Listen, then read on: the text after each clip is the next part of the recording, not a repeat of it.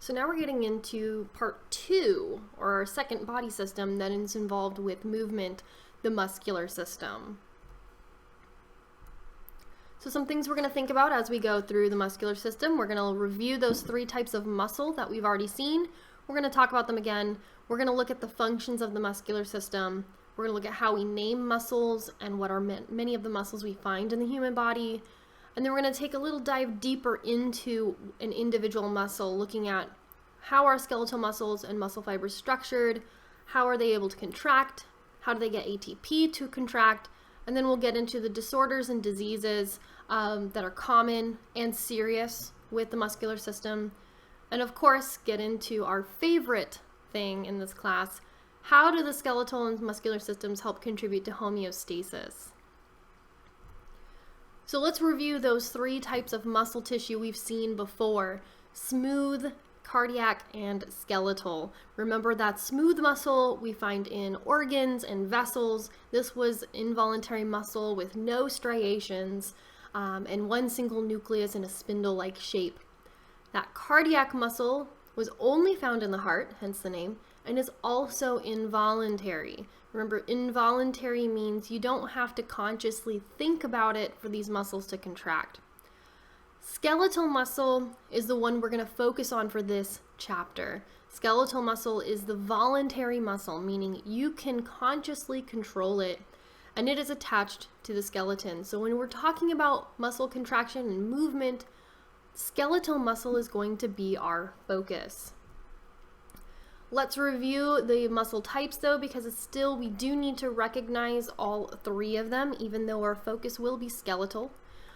Let's start over on this side with cardiac, and we'll make our way over. So cardiac muscle, it does have striations, and it has these very particular areas called intercalated discs that are going to allow for rapid communication from one muscle cell to the next.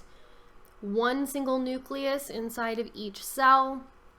And we have branching, so we're not long and lean. We can branch and wrap around different cells. We can wrap around the area. So we're not necessarily all in one straight line. Smooth muscle, no striations, hence the name. We have a spindle-like shape and one single nucleus in each cell. Again, just like cardiac muscle, this is involuntary, meaning you're not going to consciously have to think about it in order for this muscle to contract. We're finding it in your blood vessel walls, we're finding it in your digestive tract, we're finding it in the organs. And then skeletal muscle, which is going to be our focus, is striated, multiple nuclei in a single cell. This is voluntary. Now keep in mind, we see striations in both skeletal and cardiac. However, remember, skeletal does not have the intercalated discs that we see in cardiac. And our shape is different too. Cardiac was branching, where we can kind of see it's kind of going a little bit all over the place, whereas skeletal is very much long, lean, and cylindrical. So this is going to be our focus, since we want to talk about how we can move our body. So what are the main functions of the skeletal muscles? They're going to allow us to support the body. They're going to keep us upright. They're going to allow for movement, kind of ties in with the supportive function. They're going to allow for movement by attaching to the skeleton. They're also going to help us maintain constant body temperature. So you think about when you get cold, what do? You shiver, right? That shivering is your muscles firing, teeny tiny little muscle firings. They're going to help warm you up. They're also going to help with the cardiovascular and lymphatic system and moving things around through those vessels. And they'll provide some protection for different organs and stabilize your joints. And we'll go through these one at a time. But before we dive too far in, we have to kind of talk about how muscles are structured. How are they actually attaching? And what are the individual muscles that we find in the body? So when we attach muscle to bone, we're going to do so using a tendon. So a tendon is composed of connective tissue that's going to link muscle and bone together. Don't mix tendon up with ligament. I know I mentioned it in the last chapter that ligaments connect bone to bone. Tendons connect muscle to bone. So make sure that you know that distinction between the two, because both of them are connective tissue, but there's a difference in what they're connecting. Now, since muscles contract and move, we have to attach on 2 points at least, right? For the most part, we're attaching to at least 2 points. One of those points will be an origin, and the other side, the insertion. The origin is the attachment of a muscle on the stationary bone. So we're attaching on the bone that's not going to move when this muscle contracts. The insertion is the attachment of the muscle to the bone that will move. So we're attaching ourselves to the bone that is going to be moved when that muscle contracts. So how do skeletal muscles work? We have 2 ways that we can work together as muscles. We have antagonistic and synergistic. So antagonistic muscles are muscles that do opposite jobs. So the reason we have these antagonistic pairs and that we have them doing opposite jobs to work together to do some sort of function is because muscles can only pull. Think of muscles like a rope. You can use a rope to pull something, but you can't use a rope to push something. And so in order to do something like move your arm at the elbow, to bring your arm in towards your shoulder and to extend it out, antagonistic muscle pairs are really beneficial for that. And so here we see our example. We have the biceps brachii here in the arm, and then in the back of the arm we see the triceps brachii. When this arm flexes, we bend at the elbow, the biceps brachii contracts and the triceps brachii relaxes. In order to extend this arm back out to a straight arm, the triceps brachii will contract and the biceps brachii has to relax. So antagonistic muscles are those who do opposite jobs. The biceps brings the arm in, the triceps extends the arm out. Synergistic muscles are those who work together to do the same action.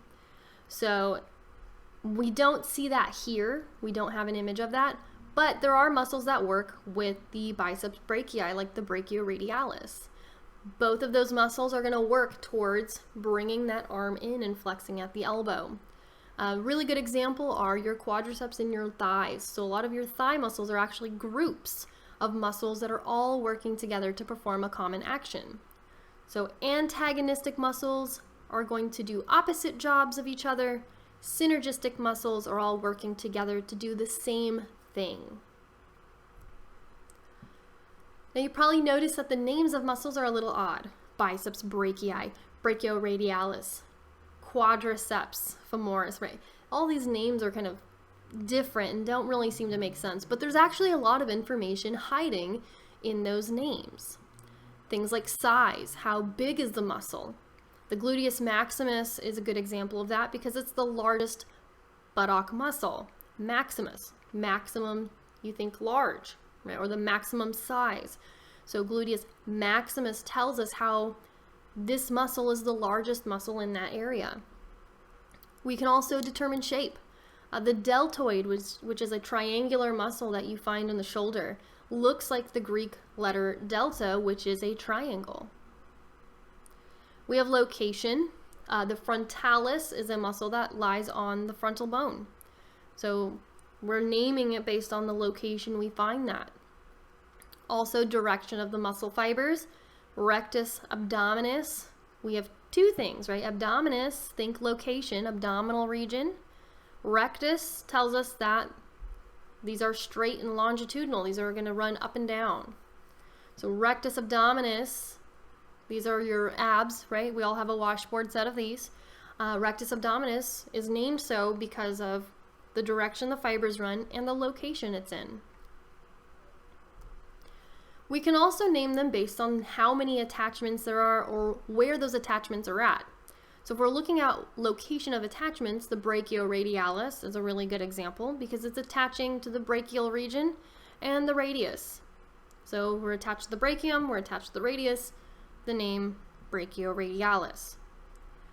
For number of attachments, that's where we get the bi, the tri, the quads. So biceps brachii, we have multiple pieces of information. Bi, think bicycle. So biceps tells us there are 2 attachments. brachii sounds like brachium, so it's telling us where we're attached, right? Location. So biceps brachii, 2 attachments in the brachial region. We can also see muscles named after the action they do. So extensor digitorum. Extensor sounds like extend, right? Extend. Digitorum sound like the digits, which would be fingers or toes. So the extensor digitorum extends the fingers or the toes. Let's take a look at many of the muscles of the human body. Now, this is a pretty good list. I think this is a very fair list to ask you to be able to identify and know what they do. But let's go through at least a few of these. We won't go through all of them, but we will pick out a few and demonstrate some of the examples that we've seen in terms of the naming structure. So, orbicularis oculi. This particular muscle, orbicularis, tells us orbit, right? If you orbit something, you go around something. So we have some information on how this muscle looks, orbicularis. It goes around oculi, think ocular, eyeballs, right? Eyes. So this is a muscle that goes around the eye, orbicularis oculi. And this is used for you to blink, to wink, and it's also responsible for those crow's feet. So I'm not a big fan of my orbicularis oculi because they are doing a really bang-up job of creating crow's feet on me. The masseter, mastication is the term we use to describe chewing and eating. And so the masseter is a muscle we use to help us chew or clench our teeth.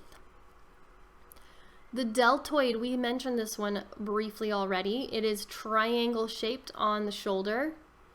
Its job is to bring the arm away from the side of the body so we can move the arm up this way and to move the arm up and down in the front. So as we move our arm up and down in the front of our body. We've already mentioned the biceps brachii is going to bend the arm at the elbow. The rectus abdominis are your abdominals, right? Think your ab muscles. This helps us bend the vertebral column to compress the abdomen. So when you bend forward, right, and you crouch forward. The pectoralis major. You think pectoral region, the chest area. So the pectoralis major, we have some naming based on location. It's going to bring the arm forward and across the chest. So if you bring your arm up and forward and ahead of you and across, that would be the pectoralis major. Serratus anterior. So anterior tells us the front. Serratus, think serrated, like a serrated knife, right? If you have a serrated knife, that blade has little jagged edges. It's not a smooth, straight line. So serratus anterior has a serrated appearance and is in the front of the body.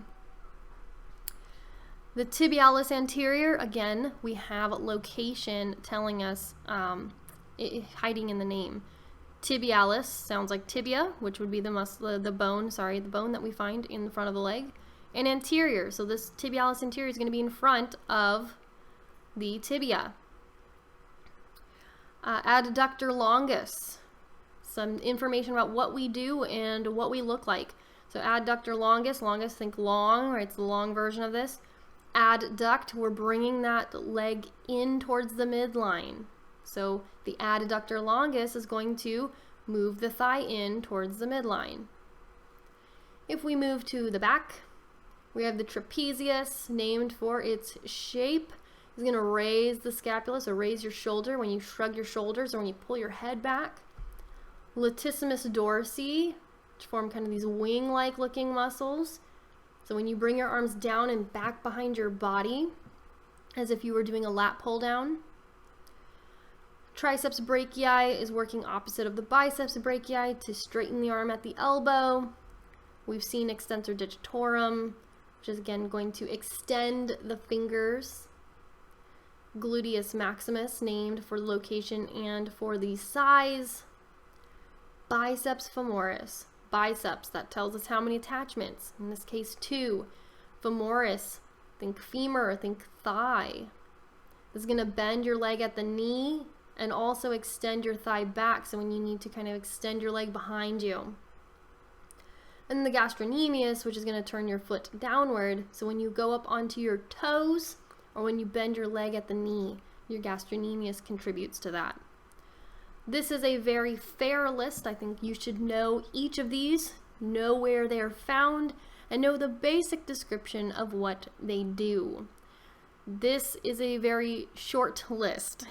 If you have looked into how many muscles there are, you're looking at over 600 in the human body. We're going to focus on this short list. So make sure to take the time to study these, to understand where they're at, to understand what they do, and it might help you as you're studying them to perform some of these motions that they're describing so you can kind of feel it in your own body, right? You can feel what it's like to bend your forearm at the elbow, and you can look and see that biceps brachii shortening and contracting in your arm. So take that time to study those.